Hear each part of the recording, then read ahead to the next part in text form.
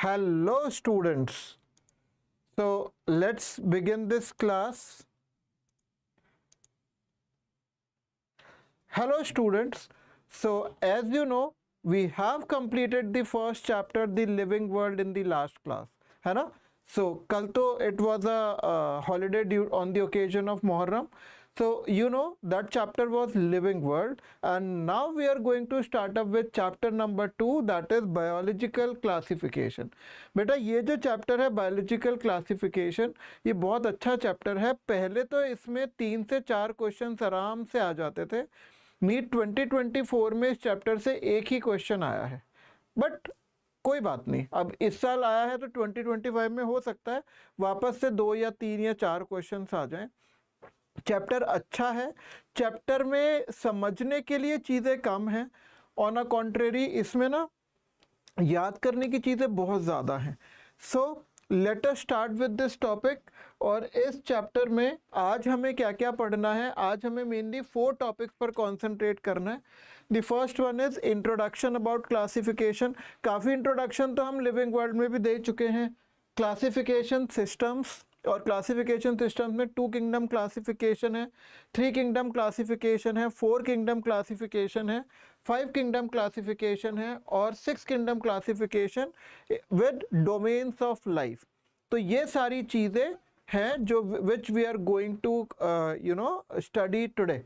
So let's start up with the first chapter, that is introduction. And introduction about what? Classification. तो classification में you know it very well what is classification.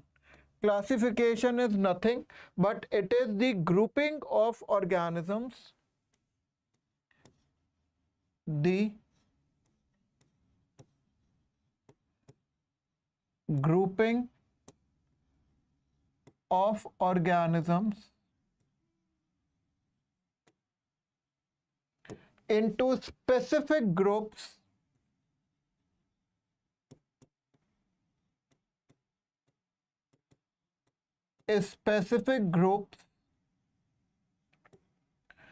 on the basis of what? On the basis of observable characters.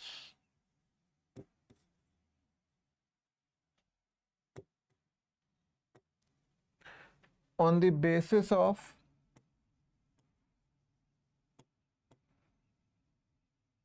observable characters. ऐसे characters जो हमको दिखाई देते हैं, on the basis of observable characters, या we can say on the basis of similarities और डिससिमिलैरिटीज.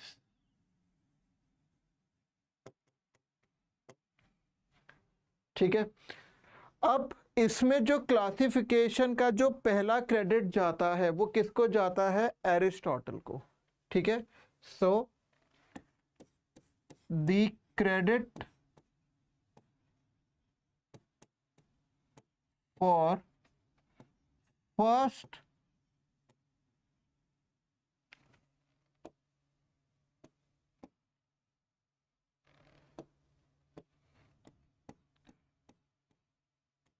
the credit for first scientific classification.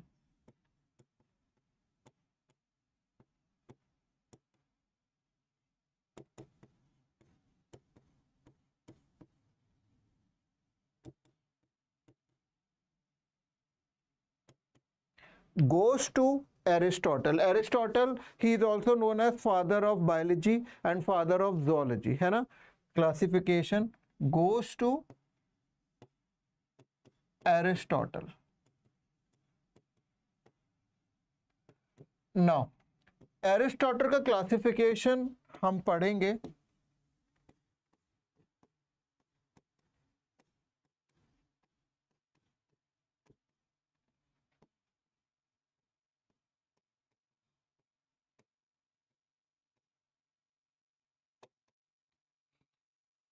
Aristotle's classification. Aristotle ने क्या किया? He divided the living organisms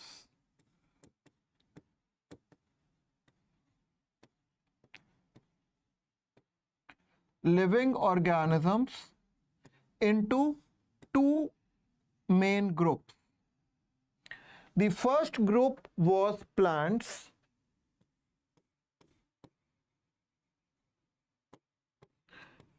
and the second group was animals.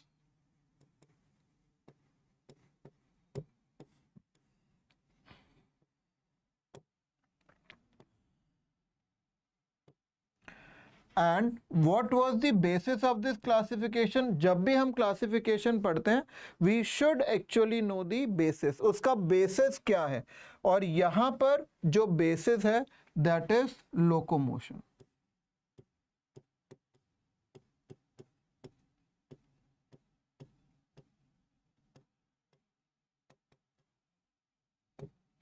The basis is locomotion. All good. अब locomotion में जो plants हैं वो अपनी जगह से डिस्प्लेसमेंट नहीं कर पाते, तो ये क्या होते हैं? Do not locomote. और ये जो एनिमल्स हैं दे कैन लोकोमोट, ये चल सकते हैं। अब क्या किया गया? The plants they were classified into 3 types. पहले कौन से होते हैं? Herbs, then shrubs and finally trees.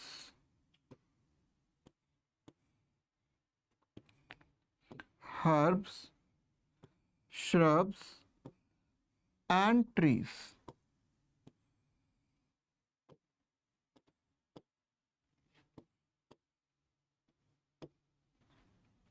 All good. तो ये जो हर्ब्स हैं इसमें क्या होगा? हर्ब्स, अच्छा इसका बेसिस क्या होता है? बेसिस होता है मॉर्फोलॉजी ऑफ स्टेम। स्टेम कैसी है? तो हर्ब्स में the stem is green, thin, short and leafy. Herbs के एग्जाम्पल क्या है? टमाटोज। तो एग्जाम्पल लिख देते हैं साथ के साथ।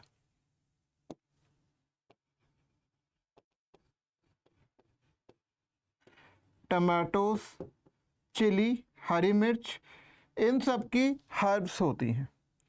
Now what are shrubs? Shrubs have stem which are slightly thick. These have intermediate height.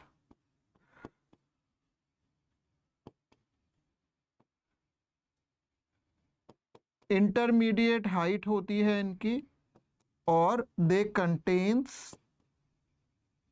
thorns. उसमें थॉर्न्स भी हो सकते हैं, कांटे हो सकते हैं। और इसका बेस्ट एग्जाम्पल है बोगनविलिया।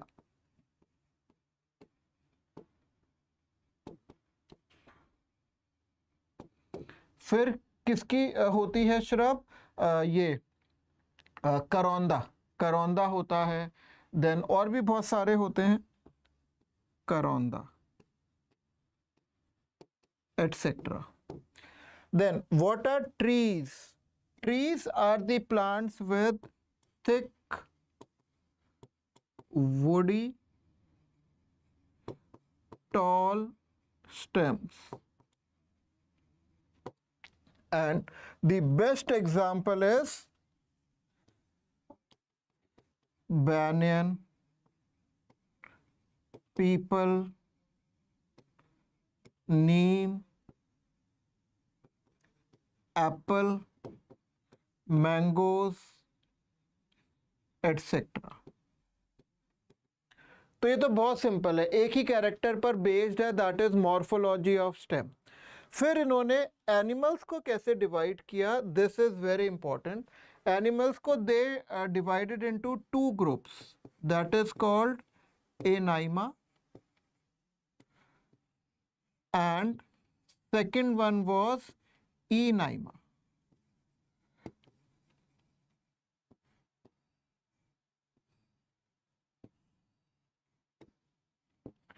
ए का मतलब होता है एब्सेंट, ए इज एब्सेंट, और यहां पर बेसिस क्या है क्लासिफिकेशन का? The basis is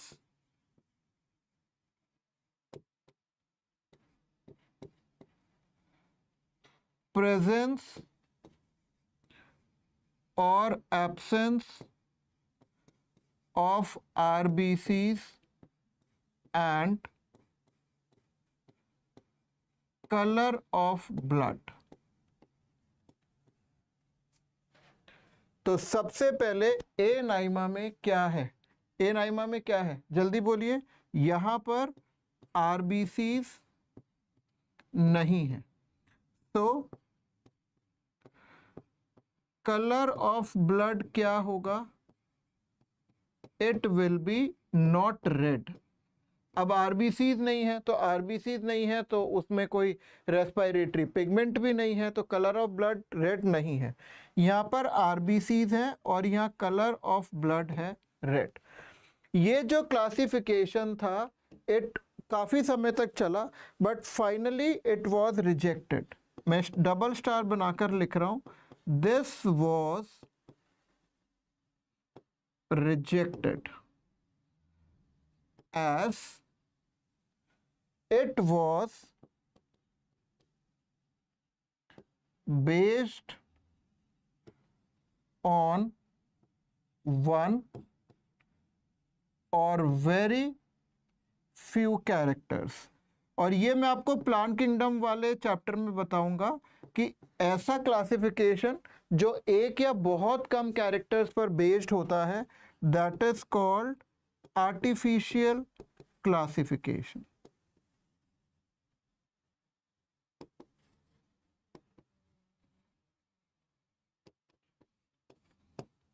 Artificial classification.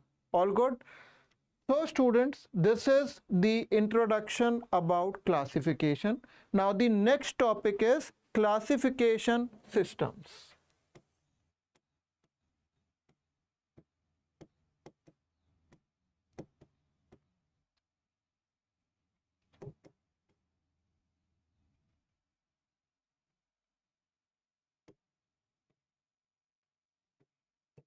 Now classification systems के लिए what I am going to do is I will make a chart.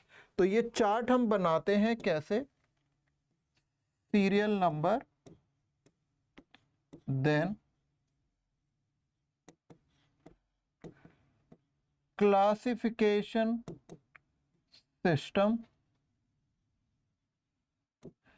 then given by, and finally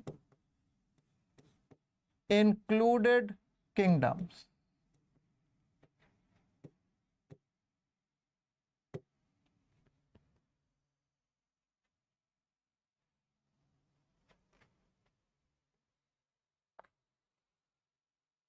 हमेशा जब आप पढ़ते हैं ना तो आपके जो नोट्स हैं they should be in the form of ray diagrams, charts, flow charts, tables. तो ये पढ़ने में आपको बहुत आसानी रहती है।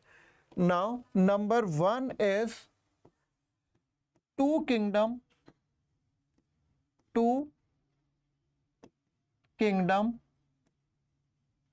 Classification. This two kingdom classification was given by Carolus Linnaeus, और इसमें कौन कौन सी किंगडम्स इंक्लूडेड थी? Two kingdoms. Number 1 was plantae and number 2 was animalia. फिर आए आपका थोड़े दिनों के बाद the second system was three kingdom.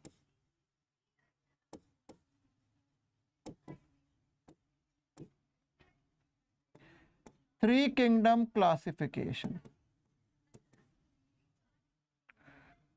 This was given by Carl Woese.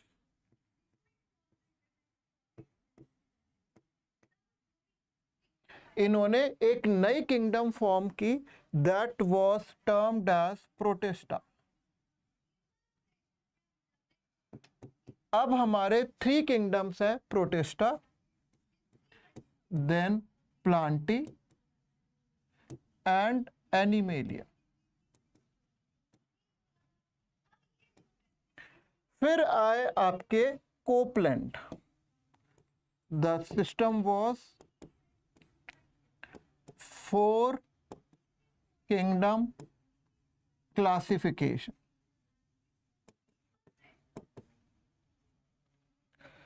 This was given bye Copeland. Copeland ने क्या किया, इन्होंने प्लांटी से बैक्टीरियाज को अलग कर दिया। He separated the bacterias and formed a kingdom called monera. Now the 4 kingdoms are monera, protista, plantae and animalia. Now came R.H. Whittaker, और जो सिस्टम ऑफ क्लासिफिकेशन है that is the 5 kingdom classification. 5 kingdom classification. This was given by whom? This was given by R.H. Whittaker. और इन्होंने क्या किया, Plantae में से fungi को अलग कर दिया। Now the 5 kingdoms are monera, protista, fungi, then planty and finally animalia। और अब इनके बाद है अपना last number 5, that is 6 kingdom classification. This was given by Carl Woese. और कार्ल वूस ने क्या किया, what he did was he divided this Monera into 2। एक को इन्होंने बोला आर्की बैक्टीरिया और दूसरे को eubacteria. So Carl Woese divided Monera into 2 kingdoms. Now the बाकी kingdoms will be protesta, fungi, plantae and animalia। तो ये तो आपका क्या हो गया, साइंटिस्ट के नाम हो गए और कौन कौन सा क्लासिफिकेशन सिस्टम है ये आपको पता चल गया। Now, when we are talking about the creation of civilization, पुराने टाइम से ही अलग अलग criteria होते हैं। There are different criteria. For example, if we are going to certain a public place या party और हमें बोला जाए कि classify all the human beings present over there, तो हम क्या करेंगे, we will apply our brains और हम पहले क्लासीफाई करेंगे उनके लैंग्वेज के ऊपर या जिस रीजन को वो बिलोंग करते हैं या उन्होंने जैसे कल्चरल कपड़े पहने हैं, देन खाना कौन सा खाते हैं, वेजिटेरियन है, नॉन वेजिटेरियन है, कहाँ पर रहते हैं, पहाड़ों के रहने वाले हैं या बंगाल में सी शोर्स के आसपास के रहने वाले हैं, वो लोग क्या चीज़ें यूज़ कर रहे हैं। तो on all these criteria we classify the living organism. तो पहला जो क्राइटेरिया था जो लिविंग साइंटिफिक का, वो एरिस्टोटल ने किया था। उन्होंने उन्होंने क्या किया था, ईजिली ऑब्जर्वेबल 1 और 2 मॉर्फोलॉजिकल कैरेक्टर्स पर लिविंग ऑर्गेनिजम्स को प्लांट्स या एनिमल्स में डिवाइड किया। फिर उन्होंने एनिमल्स को एनाइमा और ईनाइमा के ऊपर वो किया कि उनमें आरबीसीज प्रेजेंट है कि नहीं, ब्लड का कलर क्या है। फिर क्या हुआ, फिर धीरे धीरे ये क्लासिफिकेशन सिस्टम आए और सबसे पहला जो एक्सेप्टेड था that was given by Carolus Linnaeus. So we are going to start up with two kingdom classification. Two kingdom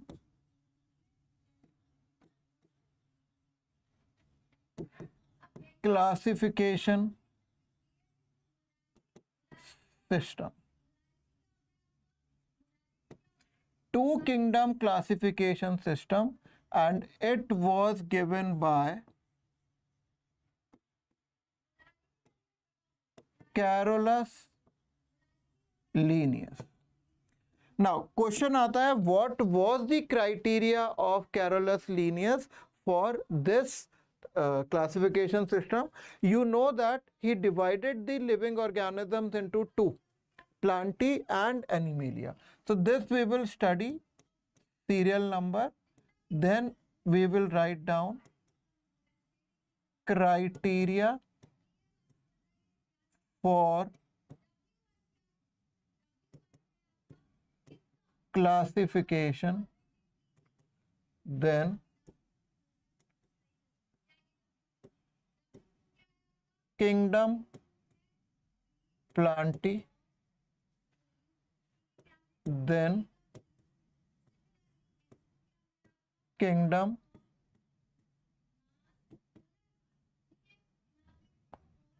Animalia. ये टेबल फॉर्म से पढ़ना बहुत इजी है। तो सबसे पहला क्राइटेरिया है लोकोमोशन। अब ये जो प्लांटी के मेंबर्स हैं ये अपनी जगह से तो मूव नहीं कर सकते। जैसे मैं, अगर मैं प्लांट हूं तो बस मैं मूव कर सकता हूं, मैं लोकोमोट नहीं कर सकता। तो लोकोमोशन प्लांटी में नहीं होता, लेकिन एनिमेलिया में locomotion is present. Now number 2, cell wall.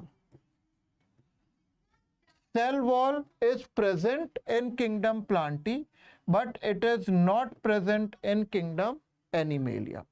आप और सोचिए, और देयर आर 5 पॉइंट्स, और आप मुझे बताइए। I am seeing your comments. आपको कुछ अगर समझ में आता है तो आप मुझे तीसरा पॉइंट बता सकते हैं। The third point is response to stimuli.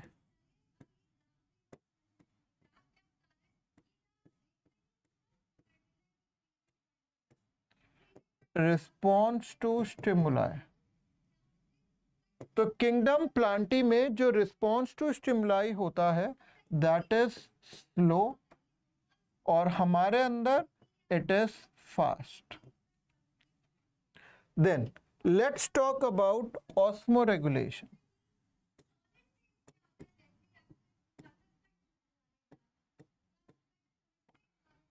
Osmoregulation is absent in kingdom Plantae but present in kingdom Animalia. ठीक, अब बात करते हैं एक पॉइंट की, that is an important point, and that is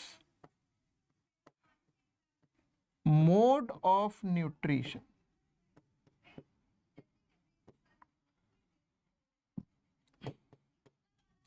बेटा ये जो किंगडम प्लांटी है इसमें बस इन्होंने बताया था कि मोड ऑफ न्यूट्रिशन है होलोफाइटिक।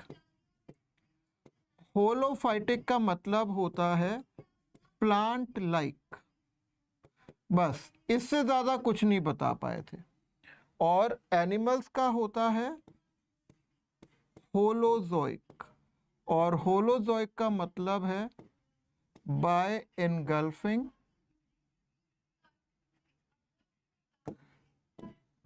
through the mouth। मतलब मुंह में खाना खाना, that is holozoic. Now next point is number 6, examples। बेटा किंगडम प्लांटे में बहुत सारे थे, जैसे सारे के सारे बैक्टीरियाज, देन फंजाई, बैक्टीरियाज और फंजाई, और आपका euglena, then algae, bryophyta, then pteridophyta, then gymnosperms and angiosperms.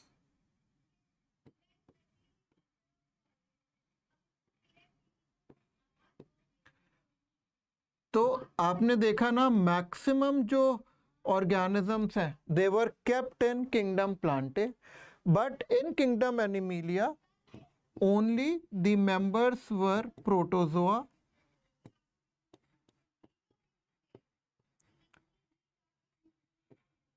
invertebrates and vertebrates.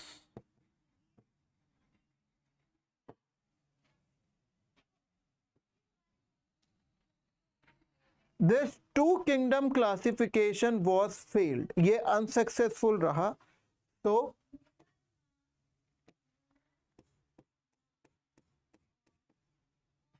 failures of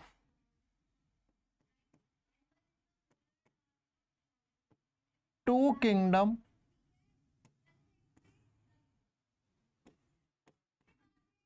classification system.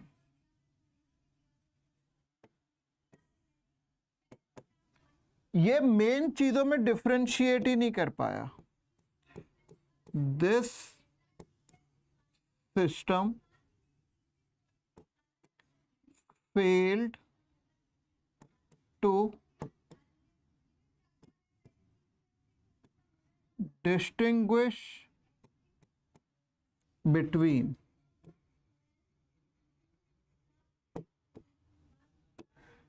Point number A. किस किस के बीच में डिस्टिंग्विश नहीं कर पाया? ये नहीं कर पाया unicellular and multicellular organisms.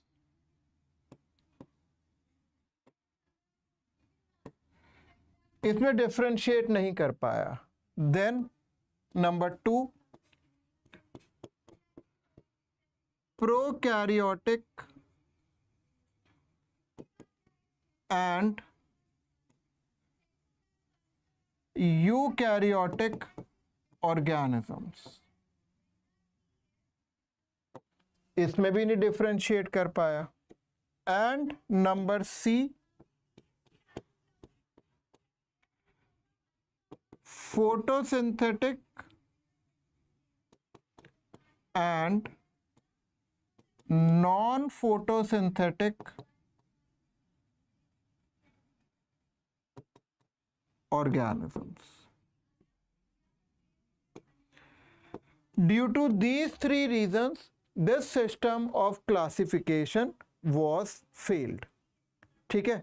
So this is very much understood. और ये जो टू किंगडम क्लासिफिकेशन था ये कब था? It was somewhere before 1969, क्योंकि 1969 में तो 5 किंगडम आ गया था. Before 1969. तो you noted down. By the time मैं आपके कमेंट देखता हूं आप लोग क्या पूछना चाह रहे हो, कुछ पूछना भी चाह रहे हो या नहीं.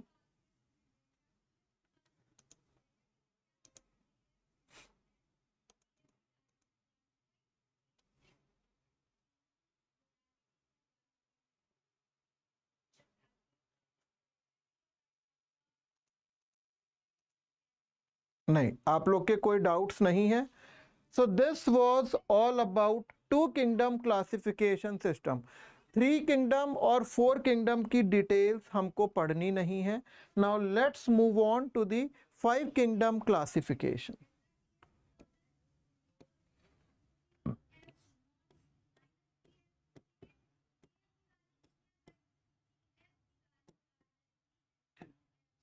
5 kingdom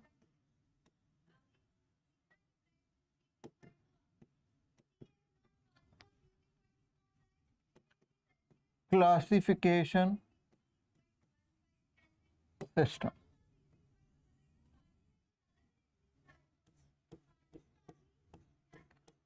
And this was given by R.H. Whittaker.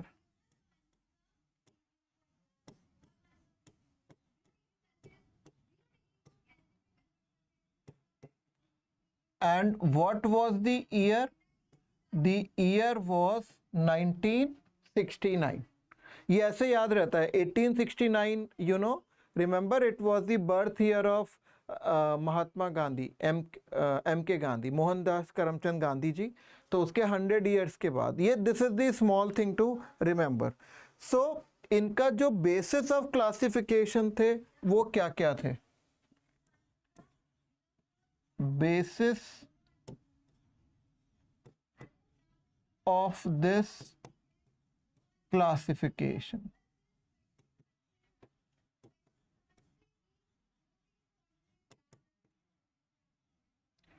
इस क्लासिफिकेशन सिस्टम की बेसिस क्या थी, ये हमें थोड़ा सा पता रहना चाहिए. ठीक है, तो सबसे पहली बेसिस थी cell structure.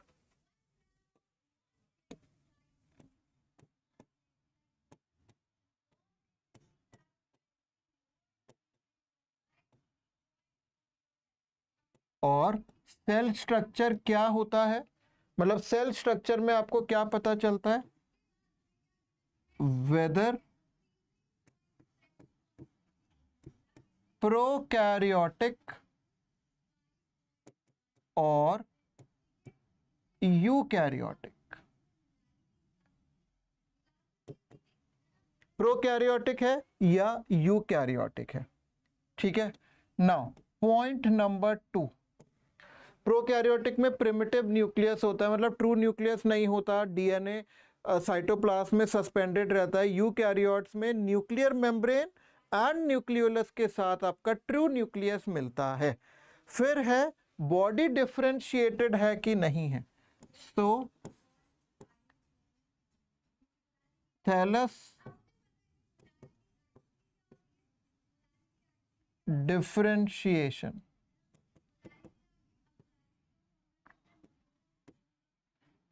whether differentiated or not differentiated.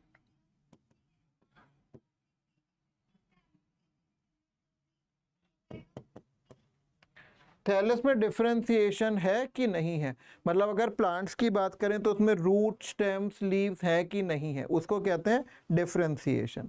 अब दूसरा होता है mode of nutrition. The third one is mode of nutrition.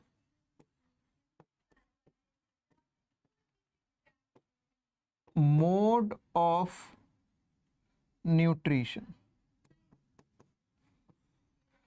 अब अगर वो प्लांट्स हैं तो वो फोटोसिंथेसिस करेंगे, तो अगर वो फोटोसिंथेसिस करेंगे they are known as autotrophs, है ना. तो ऑटोट्रॉपिक मोड है या वो किसी और को खाते हैं. तो weather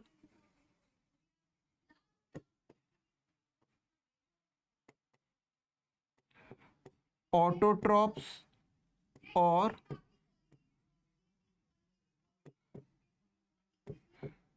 हीट्रोट्रॉप्स.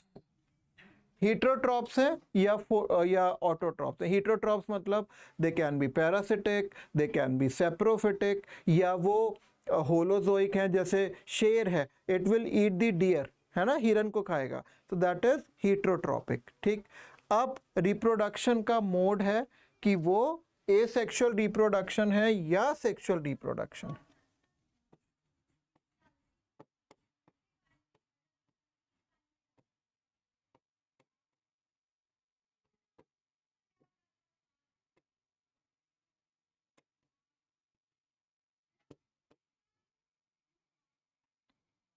whether asexual or sexual. This is the mode of reproduction. And the fifth one is evolutionary relationships, कि जैसे हम हैं तो हमारे ancestors कौन थे, monkeys like organisms से, तो वो भी लिंक होता है. इसको कहते हैं phylogeny और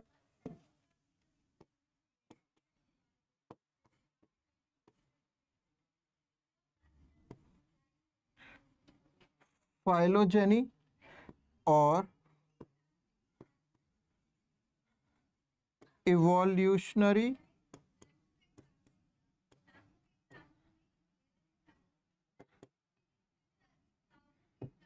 relationships. So these were the 5 main bases of criteria or criteria which were used by R.H. Whittaker for his classification. Now we will discuss about the important features of 5 kingdoms.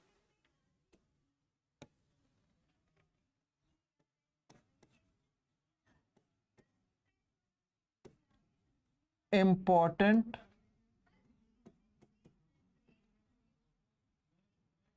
features of 5 kingdoms of R.H. Whittaker.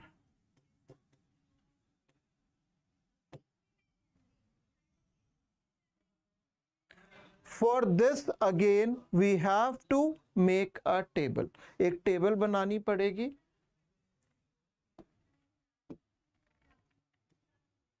Serial number,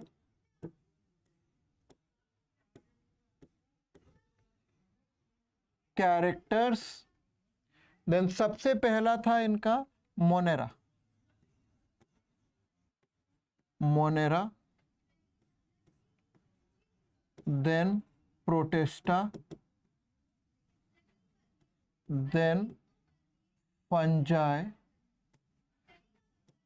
then Plantae, and finally Animalia.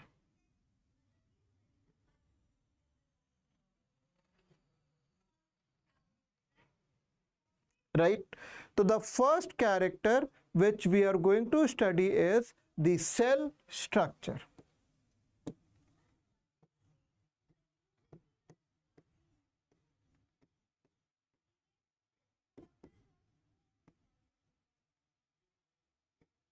जो Monera है, that is the only prokaryotic form.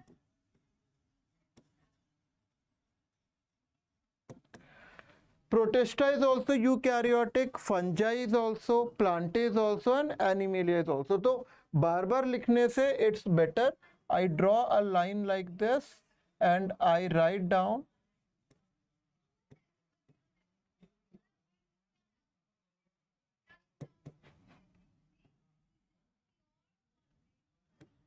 eukaryotic.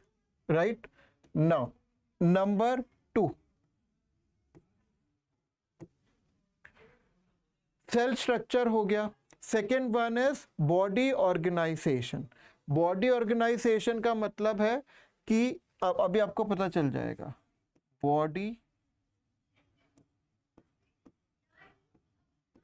Organisation, monera और protista both of them are unicellular. तो ऐसे body organisation को we call it as cellular.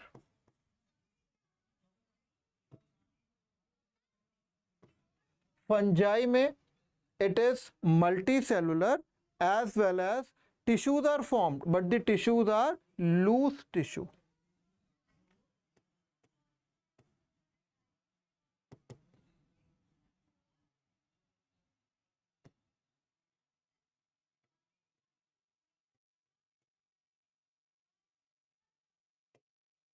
Then Plantae में tissues भी होते हैं और ऑर्गन्स भी होते हैं.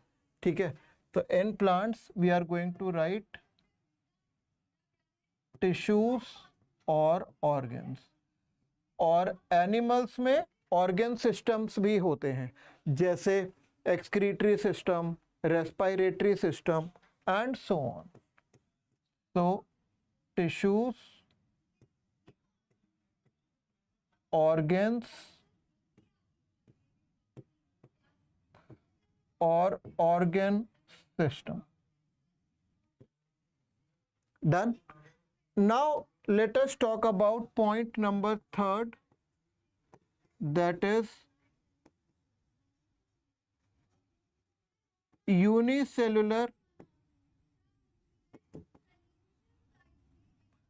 और मल्टीसेलुलर. तो ये जो मोनेरा एंड प्रोटिस्टा हैं, दीज आर ऑल यूनिसेलुलर. जो फंजाई हैं ऑल मल्टीसेलुलर. बस इसका एक एक्सेप्शन है, एक्सेप्ट यीस्ट. Accept yeast. फिर आपका जो प्लांटी और एनिमेलिया है, these are mostly multicellular.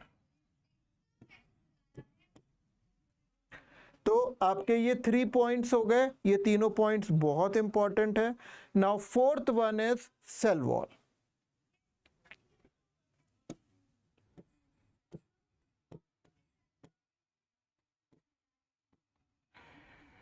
सबसे पहले तो सेल वॉल मोनेरा में होती है.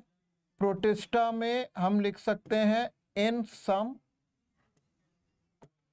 फंजाई में इट इज प्रेजेंट, प्लांटी में इट इज प्रेजेंट, लेकिन एनिमेलिया में it is not present. Monera की जो सेल वॉल होती है it is non cellulosic. Protista में या तो सेल्यूलोज की बनी होती है और it is made up of silica. Fungi में इट इज नॉन सेल्यूलोसिक. तो किसकी बनी होती है? काइटिन की. ऐसे ही प्लांटी में the cell wall is cellulosic.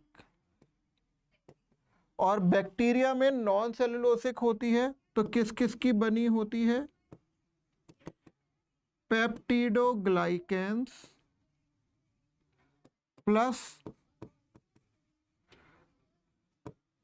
Amino acids. All good. तो ये पॉइंट्स आपको बाय हार्ट होने ही होने चाहिए. ठीक है. Now let's talk about mode of reproduction. नहीं, पहले हम बात करेंगे, सेल वॉल हो गई, लोकोमोशन.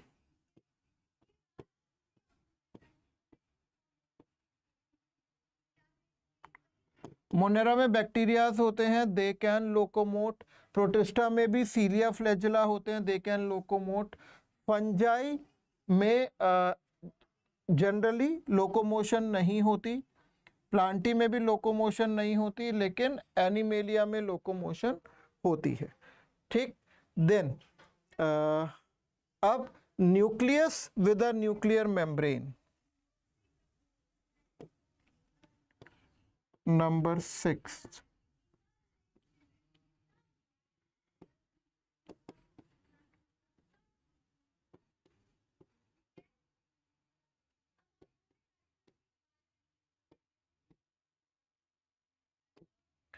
मोनेरा में न्यूक्लियस होता है, प्रोकैरियोटिक है, नहीं होगा. बाकी सब यूकैरियोट्स हैं. So this should be yes. This should be yes. तो ये कुछ कैरेक्टर्स हैं, लेकिन 2 इंपॉर्टेंट कैरेक्टर्स अभी रहते हैं, that are mode of reproduction and mode of nutrition. ठीक है. तो सबसे पहले लेट्स मूव ऑन टू, लेकिन उससे पहले again I have to make a table. Serial number, characters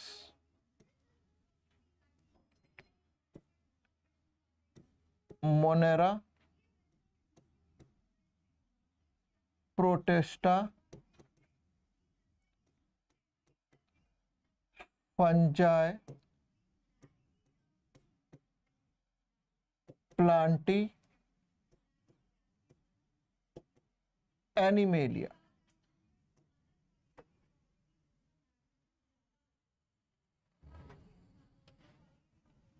ना फर्स्ट मतलब पॉइंट नंबर कितने हो गए थे? 6। नंबर 7,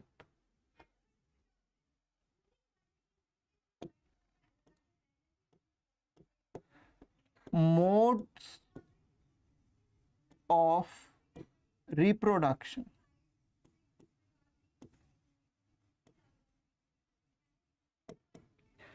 मोनेरा में जनरली वेजिटेटिव और एसेक्सुअल रिप्रोडक्शन होता है, ट्रू सेक्सुअल रिप्रोडक्शन नहीं होता। तो वेजिटेटिव एंड एसेक्सुअल, मैं बेटा रिप्रोडक्शन ऐसे लिख रहा हूं, रिप्रोडक्शन शॉर्ट के लिए, रिप्रोडक्शन प्रेजेंट।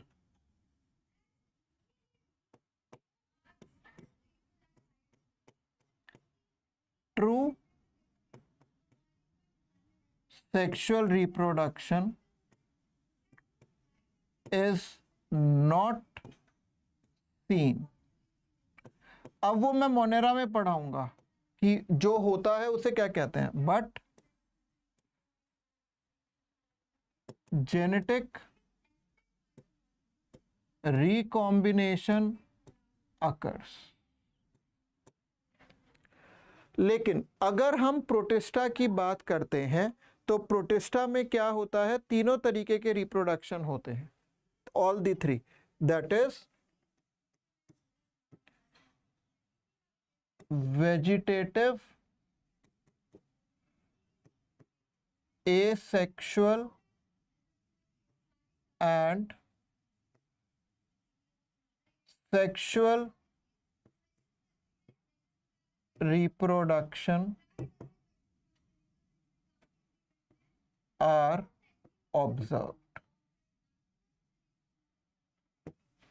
Now, फंजाई में भी तीनों के तीनों रिप्रोडक्शन होते हैं।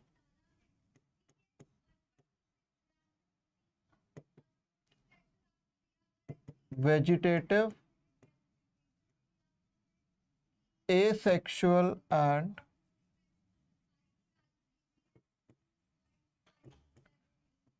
sexual reproduction are observed.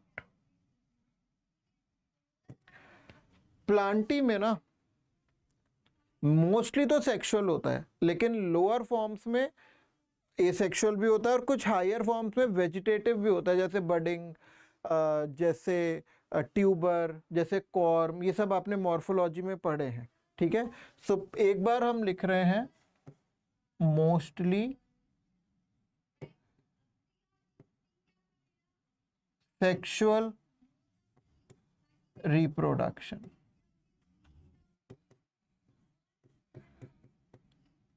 Sometimes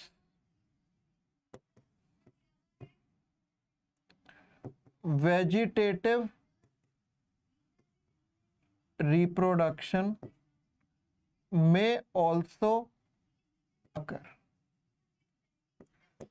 और एनिमेलिया में जो हायर एनिमल्स होते हैं जैसे हम हैं, तो इन सब में मोस्टली सेक्सुअल रिप्रोडक्शन होता है। लेकिन बेटा जो लोअर एनिमल्स होते हैं, जैसे टेप वर्म हो गया या फेसियोला हिपैटिका हो गया, लिवर फ्लूक, उसमें आपको वेजिटेटिव और एसेक्सुअल मीन्स भी दिखाई दे सकते हैं। तो यहाँ पर हम सिंपली लिख रहे हैं मोस्टली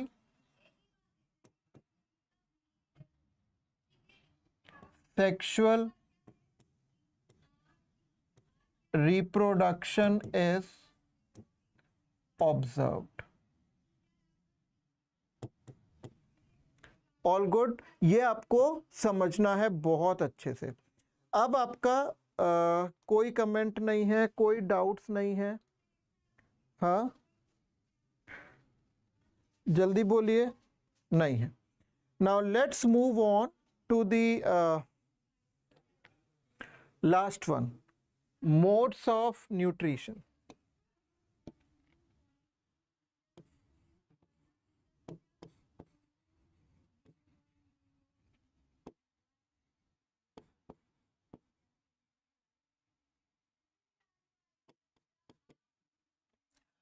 मोनेरा में न्यूट्रिशन ऑल टाइप्स होता है, तो ऑल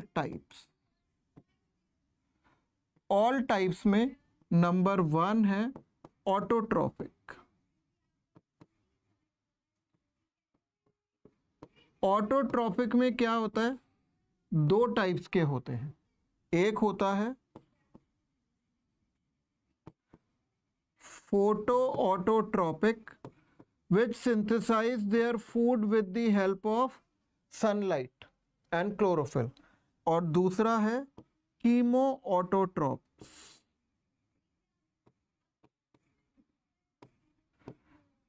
जो केमिकल से अपना खाना बनाते हैं। ऐसे ही इसमें हेट्रोट्रॉपिक के तीनों मोड्स प्रेजेंट होते हैं।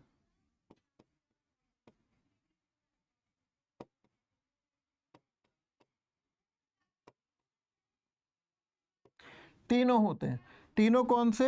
दे कैन बी सेप्रोबिक। सेप्रोबिक का मतलब है they derive nutrition from dead and decomposing matter.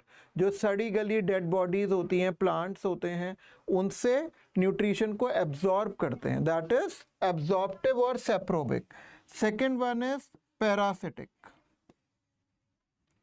Parasitic means many bacteria can live either outside or inside the body of another organism which is called host and derive nutrition from it.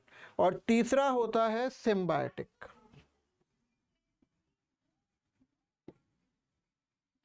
जैसे rhizobium है, it fixes atmospheric nitrogen into the root nodules of leguminous crops।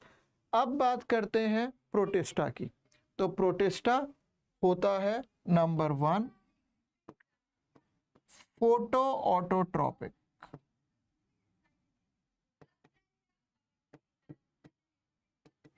ये chemo autotrophic नहीं होता।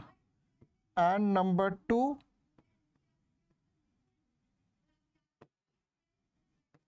हीट्रोट्रॉपिक। और हीट्रोट्रॉपिक में भी ये क्या हो सकते हैं, इसमें से कुछ होते हैं सेप्रोबिक या कुछ होते हैं पैरासाइट्स।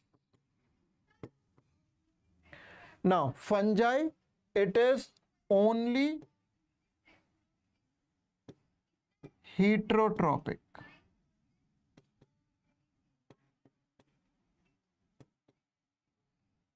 हीट्रोट्रॉपिक में ये तीनों तरीके के हो सकते हैं, सेप्रोबिक, पैरासिटिक और सिम्बायोटिक। ये हम इसी चैप्टर में पढ़ेंगे। Fungi forms symbiotic association with algae to form lichens and with roots of higher plants to form the mycorrhiza, right?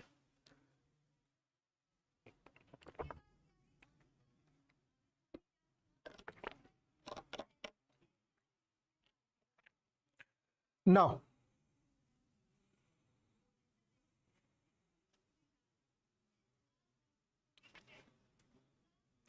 चलिए बढ़े आगे। Now Plantae are mostly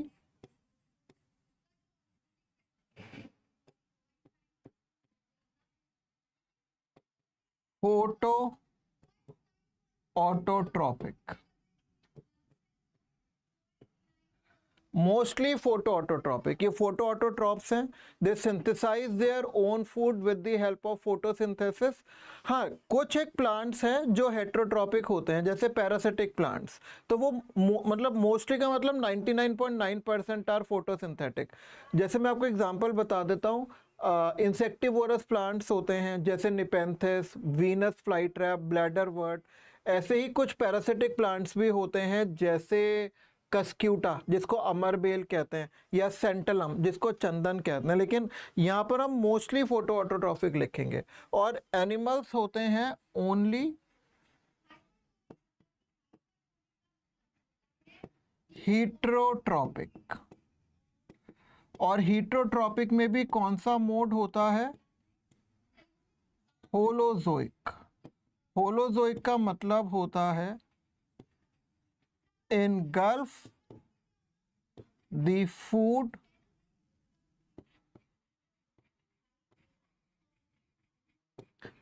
through the mouth। Mouth से ये फूड को इनगल्फ कर लेते हैं। तो ये आपका 5 किंगडम क्लासिफिकेशन है। मैं आपको एक बार और स्पेसिफाई कर देता हूं कि 5 किंगडम क्लासिफिकेशन में प्लांटी में आपके बैक्टीरियाज नहीं है, अब बैक्टीरियाज का दूसरा ग्रुप है, लेकिन 5 किंगडम क्लासिफिकेशन का कुछ स्पेसिफिकेशंस और हैं।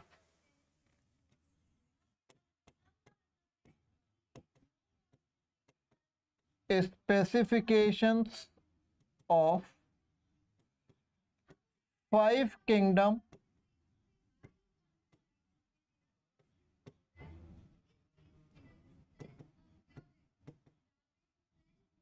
Classification system.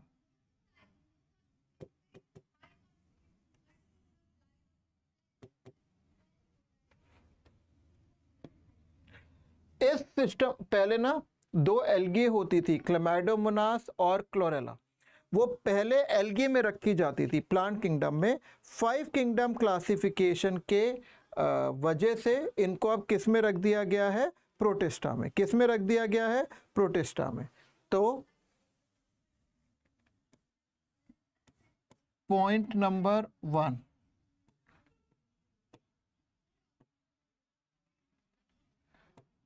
Chlamydomonas and chlorella are now kept in kingdom Protista.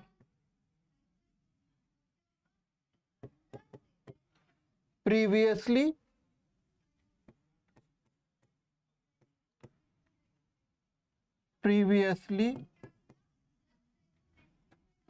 they were included with algae under plant kingdom.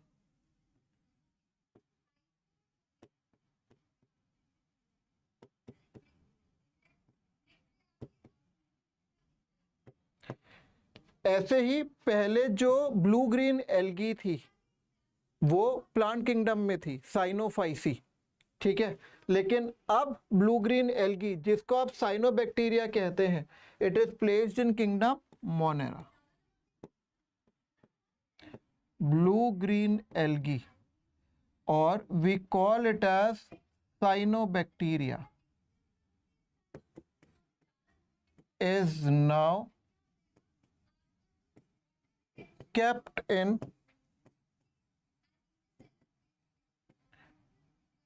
kingdom Monera, ठीक है। Previously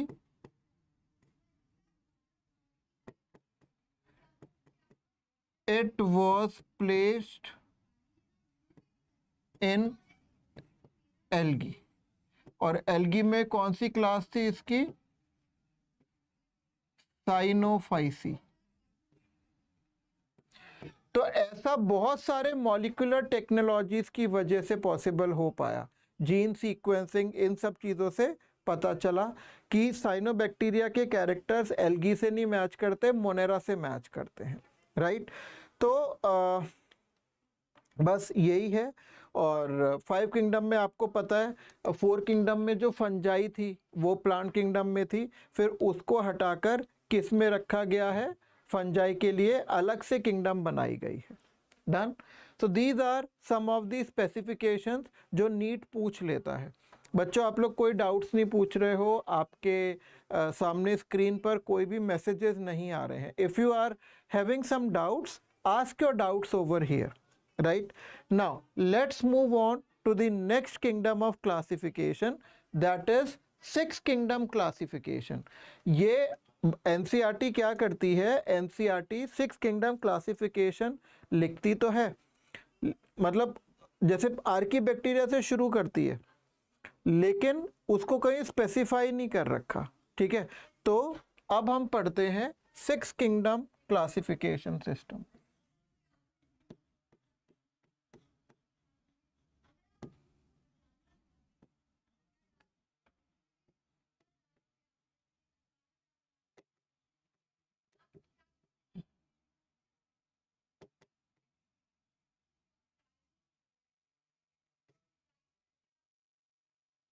This was given by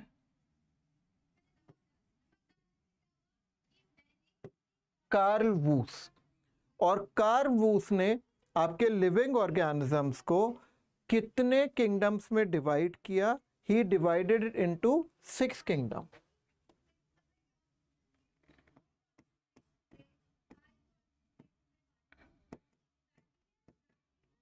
He divided the living organisms into six kingdoms. और वो kingdoms कौन कौन सी थी?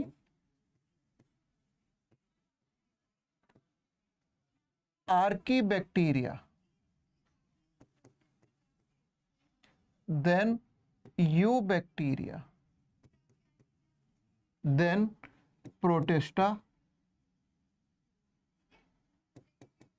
then fungi,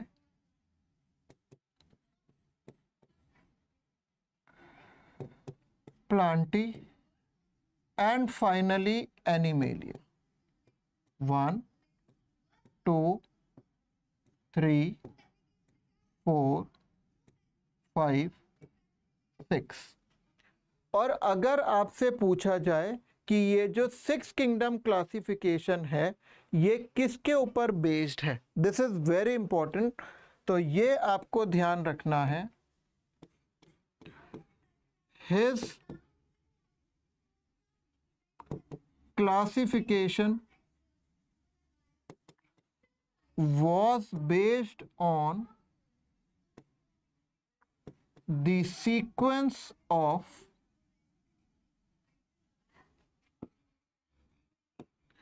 (16S) rRNA genes. This is very important. और 16S rRNA jeans कहाँ पर मिलते हैं? बैक्टीरियाज में. इन्होंने एक्चुअली क्या किया? He just classified Monera into two kingdoms, archaebacteria and eubacteria. Archaebacteria में प्रिमिटिव बैक्टीरियाज आते थे और यू बैक्टीरियाज में ट्रू बैक्टीरियाज आते हैं. ये एक मेजर डिफरेंस था. प्लस इन्होंने ना he also discovered 3 domains of life.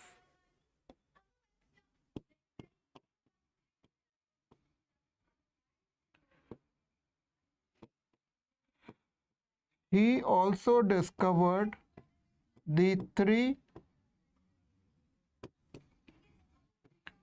domains of life. So now we will discuss all the 3 domains of life. So 3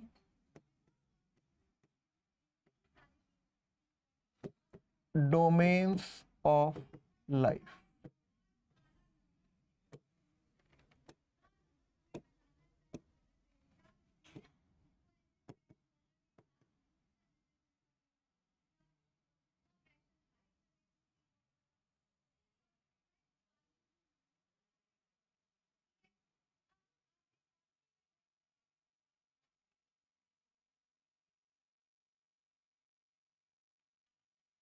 ये 3 डोमेन्स हैं.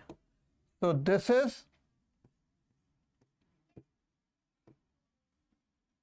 Domain 1, This is domain 2 and this is domain 3. इन्होंने इसके नाम क्या क्या रखे? This domain is called, जल्दी बोलिए,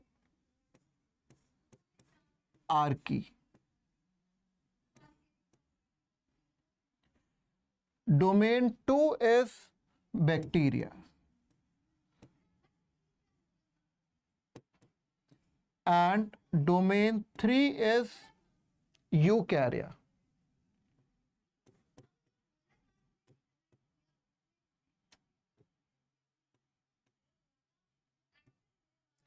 ये लाइफ के 3 डोमेन्स हैं और इन्होंने क्या बताया वो मैं यहां लिख रहा हूं. He said that all his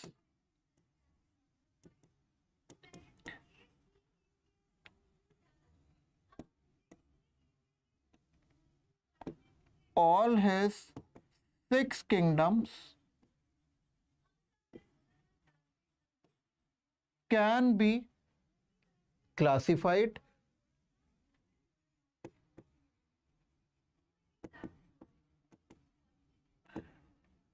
in these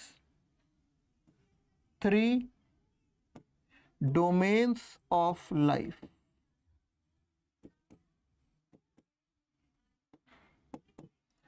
कैसे? जो डोमेन 1 है उसमें कौन सी किंगडम आती है? Archie bacteria.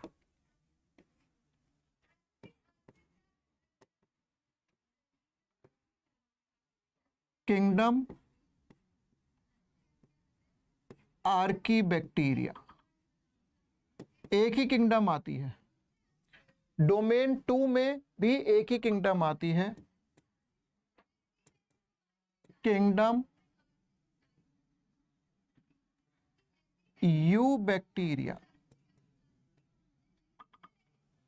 और डोमेन 3 में 4 किंगडम्स आती हैं.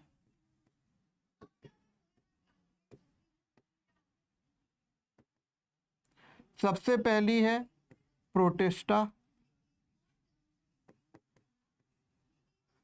Then fungi, then Plantae and then Animalia. Carl Woese ने एक और बहुत इंपॉर्टेंट बात बताई थी और वो इंपॉर्टेंट बात क्या थी? Let me tell you. He also said that all living organisms share a common ancestor. Share a common ancestor named, और चाहे वो एंट्स हो चाहे प्लांट्स हो, सारे लिविंग ऑर्गेनिजम्स का एक कॉमन एंसेस्टर था जिससे लाइफ स्टार्ट हुई थी and that is known as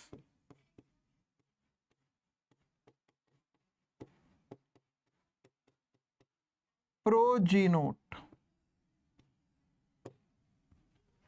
This point is quite important. उसको प्रोजीनोट कहते हैं जो इनका वो है. अच्छा, 16S वाला कंसेप्ट सेल बायोलॉजी में पूरा हो जाएगा. जो प्रोकैरियोट्स होते हैं ना, जैसे बैक्टीरिया, उनके राइबोसोम होते हैं 70S टाइप. 70S टाइप की 2 सब यूनिट्स होती हैं, 50S और 30S. 30S की एक सब यूनिट is 16S rRNA. ठीक है, तो उसकी सीक्वेंस से ये पता चल पाया था. तो अब देखते हैं वापस आकर पीछे कि हमने क्या क्या पढ़ा. We have done with introduction of classification.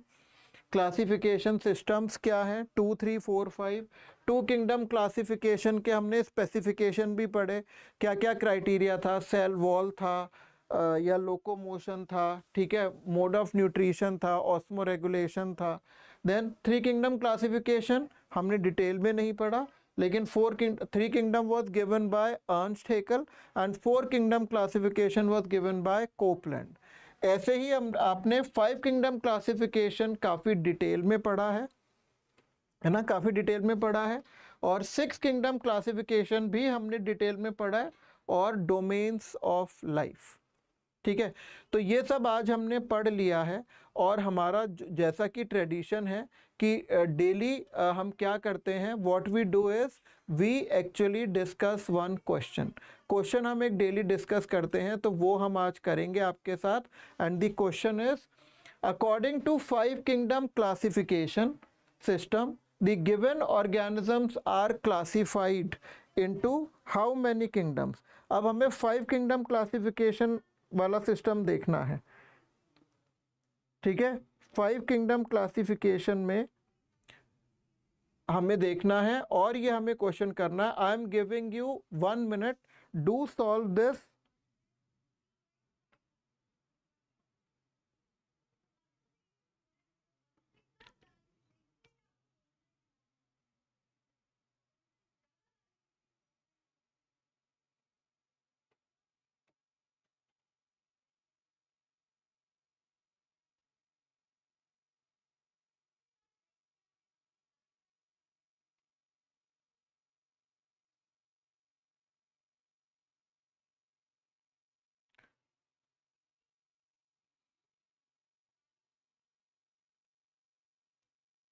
Done? So let's move here.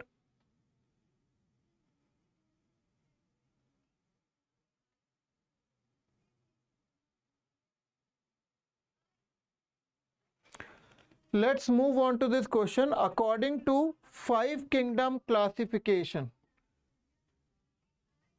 system, the given organisms are classified into how many kingdoms?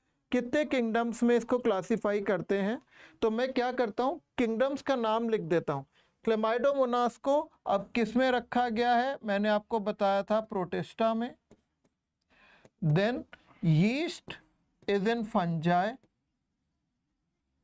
Protista को 1 नंबर दे दिया, फंजाई को 2 number.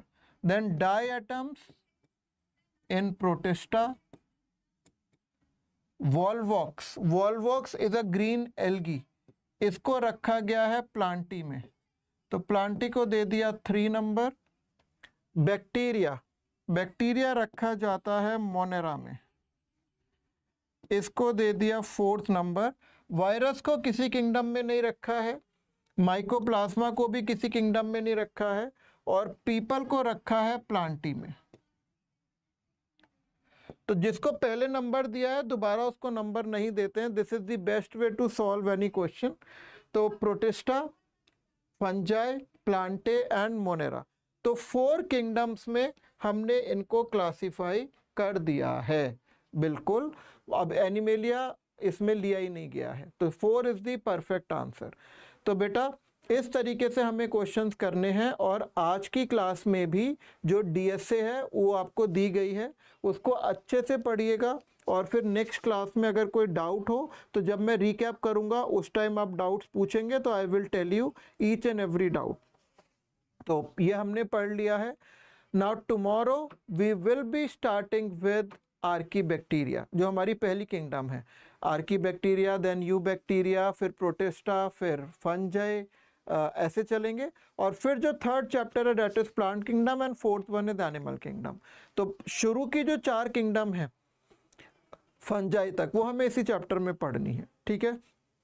So keep studying, keep asking the doubt. आप पहले दिन से पढ़ेंगे, चीज़ों को इकट्ठा नहीं करेंगे, तो सिलेक्शन होने के चांसेस आपके हमेशा अच्छे होंगे, है ना। ये वाले जो चैप्टर्स हैं they are more of a theoretical sort, इसमें बहुत ज़्यादा समझने का नहीं है, लेकिन you have to maintain proper notes. जो मैं आपको बता रहा हूँ उसको बनाइए, लिखिए, फिर उतने टॉपिक को एनसीईआरटी से पढ़िए और डीएसए को सॉल्व करके डाउट्स पूछ लीजिए। This is the perfect way how you can study and prepare for NEET examinations. तो keep studying and keep asking the doubts. All the